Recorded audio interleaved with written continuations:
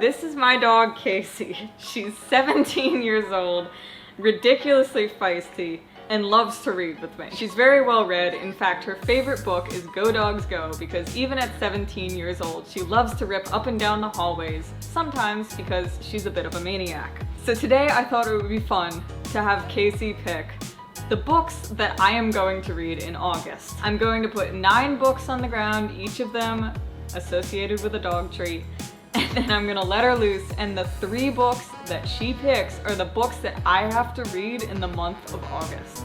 Are you ready to pick some books? You gonna look at the books, Casey?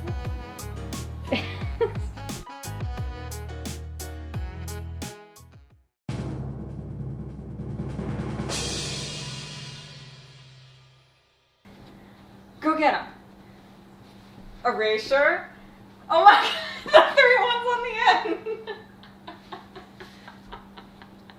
Okay, so the results are officially in. Casey has picked my TBR list for the month of August, and honestly, I'm a little bit terrified because in an effort to prove apparently that she is in fact very well read, Casey has picked 3 of the most literary, emotionally, and subject-wise heaviest books out of the 9 that I offered her.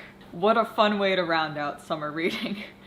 Let's break the books down. The first book that Casey picked for me to read is, I think, the saddest one to the extent of my knowledge out of the 9 that I gave her, The Song of Achilles. I have been meaning to read this book for a while, though I don't know, combined with these 2 books, how I am going to feel about this. The Song of Achilles by Madeline Miller is about Achilles, who is the son of Thetis and King Peleus, and essentially he, I believe, falls in love with Patroclus, who is an awkward young prince who is exiled from his homeland. Both Achilles and Patroclus are trained by a centaur, Chiron, in the arts of war and medicine, but when Helen of Sparta has been kidnapped, all of the heroes of Greece are called upon to lay siege to Troy in their name. Achilles joins the cause, Patroclus follows, but little do they know that the cruel fates will test them both as never before and demand a terrible sacrifice. Oh my gosh, why? Casey, why does my dog want to hurt me?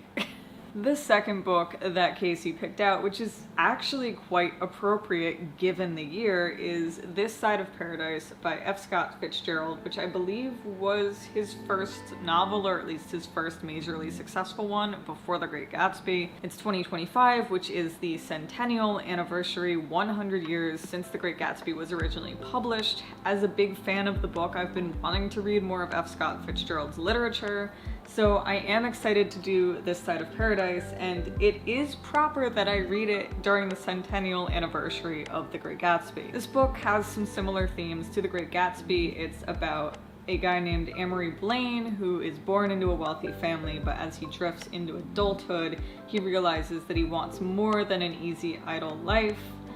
So it's kind of like if Gatsby had money, from what I can understand.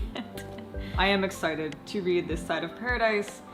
I just worry a little bit because F. Scott Fitzgerald's novel, you know, the way that they're written like novels were written in the 20s, so it's gonna be a little bit of a heavier read. It's a little bit of a thick read, so we'll see how it goes. The third book that Casey picked out, I am also quite excited for, though the subject matter is on the heavier side as well.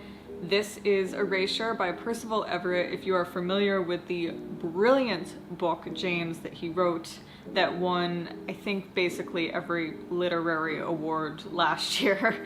I read James, I loved it. I loved his writing style and the way that he tackled different issues. So the next book on my list for Percival Everett was Erasure. Erasure was the basis for the Academy Award nominated and winning film American Fiction. Ever since hearing about that film, I have wanted to watch it. I have not watched it, but I also want to read this book, and I kind of think this will be a fun way to read the book, then watch the film. Both the book and the film tackle racism and class divide stereotypes and social structures in the writing industry. So I am very interested in basically anything about writing, and I think this topic will be very fascinating, especially written by Percival Everett, who's basically a genius. Erasure is about a character named Thelonious Ellison who goes by Monk. He's a writer and his career has bottomed out when we meet him in this book.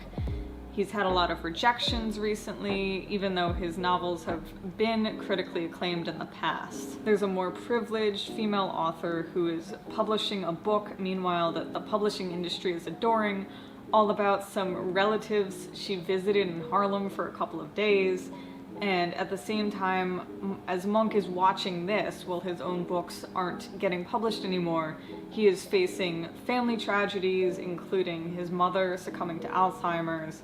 And so, reading from the back cover here, Monk dashes off a novel meant to be an indictment of Juanita Mae Jenkins' bestseller. He doesn't intend for my pathology to be published, let alone be taken seriously, but it is under the pseudonym of, under the pseudonym Stagg R. Lee, and soon it becomes the next big thing. How Monk deals with the personal and professional fallout galvanizes this audacious, hysterical, and quietly devastating novel. Quietly devastating. This, you know what's gonna get me? These, one after the other. Probably. Maybe I'll break it up with Fitzgerald, or I might put Fitzgerald at the end to deal with the fact that I've just read two fairly heartbreaking, deep novels back to back. Just based on the back of this book, it reminds me of the play Yellowface, which was recently revived. I believe that's a revival with Daniel Day Kim, which is all about a Asian American playwright who tries to tackle the use of yellowface in a production of Miss Saigon that's coming from the UK to New York.